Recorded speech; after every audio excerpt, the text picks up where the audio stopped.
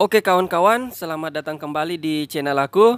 Alhamdulillah kita semua selalu dalam keadaan sehat dan semoga selalu terhindar dari segala penyakit. Ya, khususnya pada saat ini masih mewabahnya virus corona. Jadi kawan-kawan jangan pernah bosan, tetap jaga jarak dan tetap di rumah aja. Nah, sebelum lanjut, pastikan kawan-kawan semua sudah klik tombol subscribe di bawah ini. Dan jangan lupa aktifkan lonceng notifikasinya agar kawan-kawan tidak ketinggalan video-video aku yang lainnya. Jika berkenan, silahkan kawan-kawan share link video ini ke siapa aja agar dapat membantu mendukung channel aku. Nah, oke kawan-kawan, langsung saja pada kesempatan kali ini kita akan kembali berdiskusi dengan tema problematika remaja. Ya, jadi masih dengan tema yang sama pada tema pembahasan part 1 dan part 2 sebelumnya. Jadi pada part 3 ini kami mengangkat judul yaitu remaja dan masa pubertas.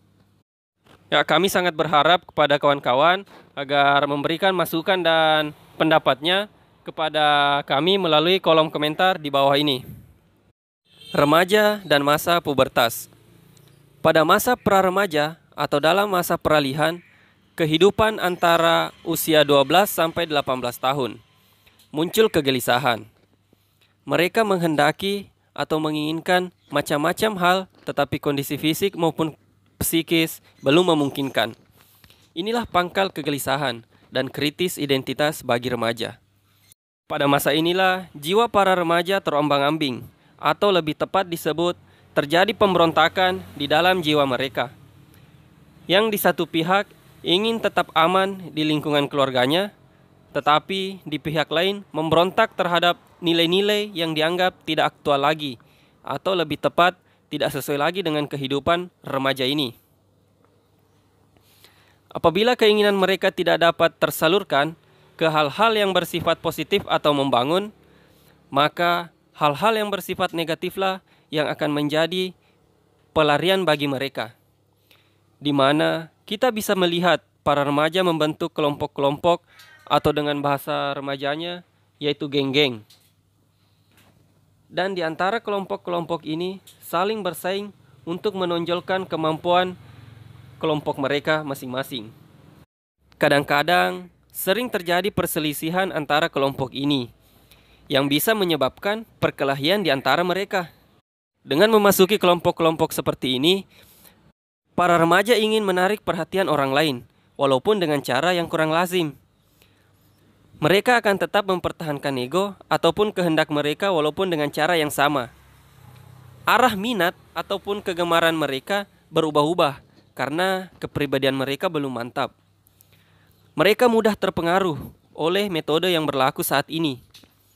Terpengaruh oleh sikap teman-teman mereka yang dianggap paling menonjol atau sebagai idola mereka. Prestasi mereka pada umumnya masih angin-angin.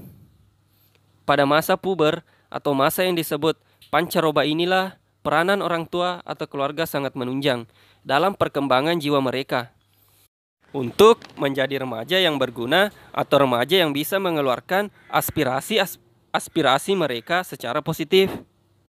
Banyak orang tua berpendapat bahwa peraturan-peraturan yang telah mereka tetapkan di dalam kehidupan keluarga harus selalu dipenuhi atau dipatuhi. Tetapi banyak juga para remaja yang berpendapat lain, yaitu peraturan orang tua sekarang sudah kuno alias kampungan, karena tidak dapat mengikuti perkembangan zaman. Nah, mengapa remaja berpikir seperti ini? Remaja yang sekarang berbeda dengan remaja yang dahulu. Remaja dulu hanya dapat menerima dengan baik apa yang dianjurkan oleh orang tua mereka. Tetapi remaja yang sekarang lebih kritis dalam berpikir atau disebut lebih canggih. Remaja sekarang ingin dikatakan remaja zaman teknologi atau zaman nuklir. Apalagi kalau si orang tua anak sibuk, maka akan timbul satu istilah yang disebut remaja broken home. Remaja yang broken home ini biasanya jadi frustasi atau remaja yang tanpa tujuan hidup karena kehilangan keakraban dengan orang tua yang memang sibuk. Pada masa puber seperti ini, disinilah diminta perhatian orang tua yang sangat besar. Dengan memberi perhatian ekstra, maka orang tua akan mengetahui perkembangan jiwa anak-anak mereka. Maka perubahan perilaku pada masa puber ini dapat diperkirakan sebelumnya. Dan orang tua sudah siap bagaimana untuk menghadapinya. Keterbukaan orang tua kepada si anak akan menambah keakraban dalam hubungan keluarga. Kepercayaan orang tua pada si anak akan membuat mereka berani bertanggung jawab atas perbuatannya. Selain keluarga, lingkungan ikut berperan dalam perkembangan jiwa para remaja. Karena pada masa pubertas, remaja tidak saja mengalami perubahan di dalam diri, tetapi juga di luar diri remaja ini. Karena makin dewasa seorang anak, makin sering ia meninggalkan rumah untuk mengenal lingkungannya. Nah, disinilah peran Karang Taruna sangat berpengaruh.